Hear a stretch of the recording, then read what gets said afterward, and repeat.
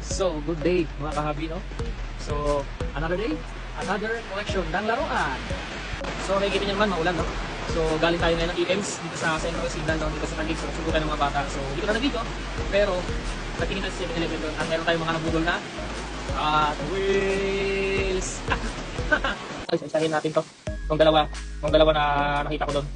So, yung mga ganitong Hot Wheels, available naman to sa 7-Eleven, sa Toy Store, sa Toy Kingdom, sa kahit sa anong bilihan ng mga laruan sa mall, no? Meron to, mga to. Isa-isahin natin. So, meron tayong Ferrari 365 GT4. Yan. Competition. So, yan, una nating Ferrari na na model car, no? So, maganda.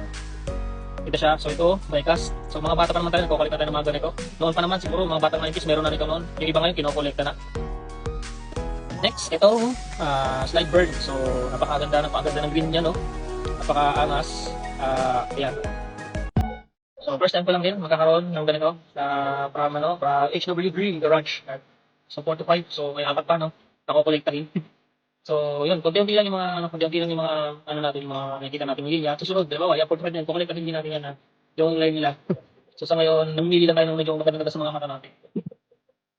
So, update, ito na sila, no? So, meron na tayo kanin. So, umpisa namin dun sa Skyburn, Ferrari, Pontiac, meron tayong Ford, meron tayong Fuji Tuner, at last yung Matwan Akram. So, ito pala yung mga collection natin ngayon, no? So, meron pa rin amin, pataganda pa yan. Para sa ating, yung bahay museum. Yan, sa papusan, no? So, yun lang guys, for today's video, no? Sa mga sumakulit yan, collect na rin kayo, buwang-buwa lang naman ito, kaya-kaya ng bulsa. So, yun lang, yung patatagalin at medyo nababasa na ako sa likod ko. Yun lang guys, watch out, peace out, bye-bye.